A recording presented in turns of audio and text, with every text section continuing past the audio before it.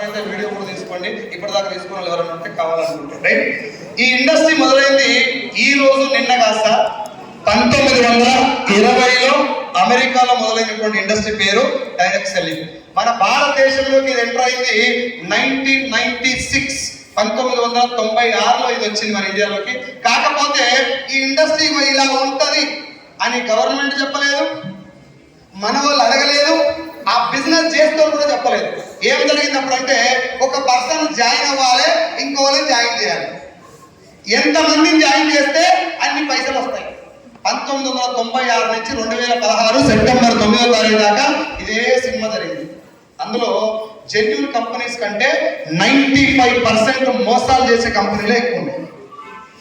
జనాలు మోసాలు చేసే కంపెనీలు వచ్చినప్పుడు ఆ కంపెనీ దొరకగానే పేపర్లు వచ్చింది, గొలుసు కట్టు మోసాలు, భారీ కుంభకోణాలు, MLM స్కామ్లు వచ్చినా లేదా ఇట్లా ఆ పైసలు కట్టించే అన్ని కంపెనీలు ఇట్లా వచ్చిన తర్వాత గవర్నమెంట్ 2015లో ఆలోచిస్తారు వేస్తారు, ఏదో ఒక ప్రమాదం జరుగుతుందంటే ఆ విషయం మీద ఫోకస్ చేస్తారు. ఎస్ఆర్నో ప్రపంచ వ్యాప్తంగా డైరెక్ట్ సెల్లింగ్ ఇండస్ట్రీ 120 దేశాల్లో పెద్ద పెద్ద దేశాలు నెత్తి మీద పెట్టుకున్న ఒక వండర్ఫుల్ ఇండస్ట్రీ డైరెక్ట్ సెల్లింగ్. కానీ ఇండియాలో ఇది ఇలా ఉంటది అని చెప్పేటోడు లేక ఎవడు వచ్చి చెప్పిన అలా జాయిన్ అవ్వడు, మూతి కాలగానే జెన్యూన్ వచ్చినా పక్కకు పెట్టు. ఇప్పుడు దీనికి కారణం ఏంటంటే 500 నోటు ఎలా ఉంటుందో reserve bank of India, government of India ద్వారా మనకు చెప్పారు కాబట్టి ఫేక్ నోటు మనం చూడగానే గుర్తుపడతాం. ఎస్ఆర్ నేను చెప్పింది అర్థమైనా కదా. 500 నోటు ఒరిజినల్ ఎలా ఉంటుందో మనకు తెలుసు కాబట్టి, తెలియజెప్పారు కాబట్టి ఫేక్ నోటు గుర్తుపడుతున్నాం. అవునా? డైరెక్ట్ సెల్లింగ్ ఒరిజినల్ ఎలా ఉంటుందో తెలియనప్పుడు ఫేక్ ఎట్లా గుర్తుపడతాం? మోసపోయినాక తెలుస్తుంది.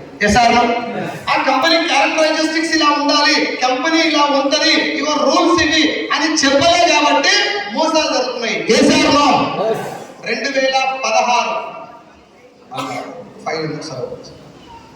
ఎఫ్ లో మై వీడియోస్ అని 2000 డేట్ కూడా చెప్తున్నా సార్. 2016 సెప్టెంబర్ 9వ తారీఖు గవర్నమెంట్ ఆఫ్ ఇండియా కృషి భవన్ న్యూ ఢిల్లీ నుంచి కన్స్యూమర్ అఫైర్స్ మినిస్ట్రీ ద్వారా రామ్ విలాస్ పాస్వాన్ అనే మినిస్టర్ ఆధ్వర్యంలో డైరెక్ట్ సెల్లింగ్ ఇండస్ట్రీ అనేది మోసాలు చేసేది కాదు, కానీ ఈ డైరెక్ట్ సెల్లింగ్ ఇండస్ట్రీలో ఉన్నటువంటి రూల్స్ తెలియక పైసల కోసం జాయిన్ చేయడం, జనాలకు చెడగొప్పం పెట్టడం జరుగుతుంది.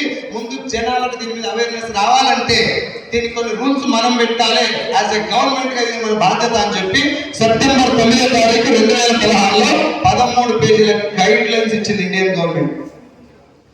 13 పేజెస్ గైడ్ లైన్స్ ఇచ్చిన తర్వాత కూడా అక్కడక్కడ మళ్ళీ చిన్నగా శాఖ మోసాలు జరుగుతున్నాయి.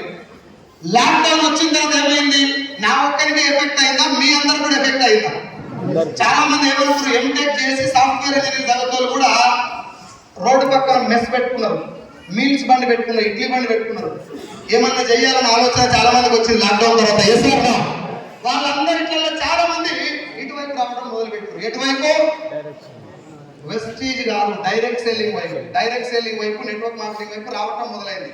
ఎక్కువ మంది వస్తున్నారంటే మోసాలు ఏమైతే ఇప్పుడు జరిగే మోసాలు ఎక్కువైతే ప్రమాదం ఉంది. కాబట్టి రియల్ ఎస్టేట్ బాగా జరుగుతున్నప్పుడు మోసాలు ఎక్కువ జరుగుతాయి. LRS లాంటి రూల్స్ వస్తాయి, కొన్ని కఠినమైనటువంటి రూల్స్ పెడతారు. ఒక బిజినెస్ లో ఫ్యూచర్